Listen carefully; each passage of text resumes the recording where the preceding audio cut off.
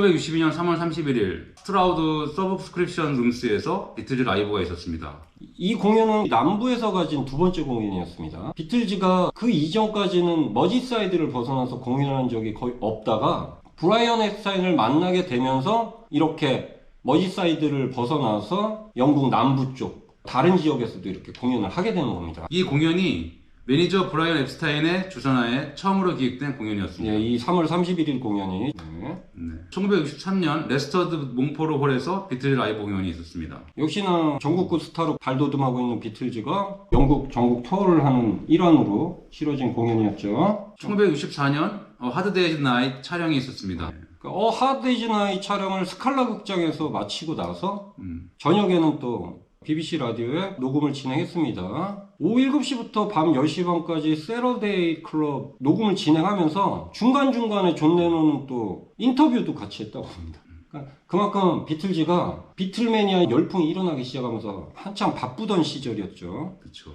64년은 진짜 어마어마하게 바빴던 시절입니다. 1년 뒤인 1965년 헬프 영화를 또 촬영하고 있었고요. 지금 보면은 요 3월달 64년은 계속 하워드 데이즈나잇 65년은 헬프 촬영 계속 됩니다. 1967년은 With a Little Help from My Friends와 Being for the Benefit of Mr. Kite 이 두 곡의 녹음 세션이 있었습니다. 이 노래는 둘 다 페퍼 상사 앨범에 실리게 됩니다. 페퍼 상사요. 1969년 이날은 존 레논과 오노 요코의 비엔나 여행이 있었습니다. 암스테르담 힐튼 호텔에서 7일간 배드인 시위를 했고 이날로 끝이 났네요. 그리고 비엔나로 여행을 갔습니다.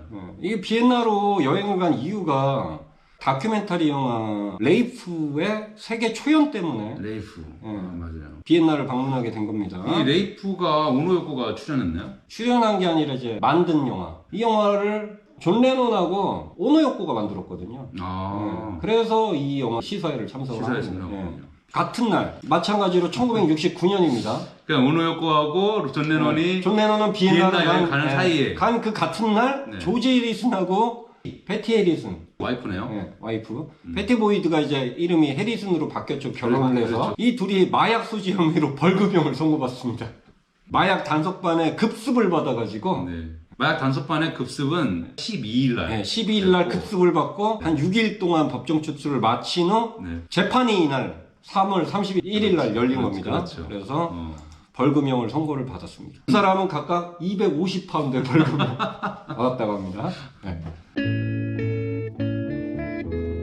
1970년 이날은 BBC 라디오 생방송 프로그램인 오픈하우스에 링고스타가 출연했습니다. 링고스타가 이 오픈하우스에 출연한 게 그 며칠 전에 링고스타의 첫 번째 솔로 앨범 센티멘털 저니가 발매가 됐다고 말씀드렸는데 그걸 이제 홍보를 하려고 저번 주에 말씀드렸죠. 자기 앨범을 홍보하려고 여기 오픈하우스에 출연을 하게 되는 겁니다. 오픈하우스는 청취자의 신청곡을 받는 그런 프로그램이었는데 링고스타는 노래 사이사이에 청취자들의 편지를 읽어주고 진행자 피트 머레이와 인터뷰를 했다고 합니다. 링고스타는 비틀즈 멤버들의 솔로 프로젝트에 대해서 얘기했고요. 또 모두에게 여유 시간이 생기면 다시 한번 뭉칠 수도 있다고 얘기를 했다네요. 링고는 조지 해리슨과 지금 함께 작업 중이며 폴 맥카트니의 집도 방문했고 존 레논과 애플 스튜디오에서 함께 있을 때마다 만났다고 합니다. 비틀즈 해체 이후에 각각 멤버들과 다 친하게 지낸 멤버가 링고인데 링고는 모두에게 여유 시간이 생기면 뭉칠 수 있다 이렇게 시사했지만 존하고 폴하고 사이가 굉장히 안 좋았기 때문에 뭉칠 기회가 없었죠. 사이가 많이 틀어져 있었습니다. 근데 굉장히 사이가 틀어진 거를 내가 이제 공부하다 보니까 결국은 돈 문제더라고요. 지분 문제, 그렇죠? 그게 되게 크죠. 그렇죠. 누구는 90%, 뭐 누구는 뭐 아니 90%는 아니고요. 노던 성스가 계약을 할 때 존과 폴이 지분을 각각 15%, 조지와 링고가 0.8%를 가져가거든요. 그러니까 그건 말이 안 되는 거예요. 조지가 사실은 링고보다는 조지가 좀 불만이 많았죠. 왜냐면 링고는 본인이 쓴 곡이 별로 없는데 조지는 그래도 꽤 많이 자기 노래가 들어가거든요. 정규 앨범에. 그런데 뭐 0.8%밖에 못 받으니까. 근데 이거는 존과 폴도 사실은 불만을 가졌던 부분이에요. 왜냐면은 존과 폴이 주된 작곡가인데 실은 15%씩 가져가는 것도 너무 적거든요. 그렇죠. 근데 노던 선수의 딕 제임스가 찰스 실버와 존과 폴보다 더 많은 지분을 가져가요. 그게 이제 브라이언 엑스타인이 살아있을 때 계약. 예, 그 계약인데 그대로. 브라이언 엑스타인을 전적으로 믿고 있었기 때문에 서류 뭐 검토도 안 하고 그냥 막 사인을 했었거든요. 존과 폴도. 계약상의 문제가 좀 있었습니다. 예.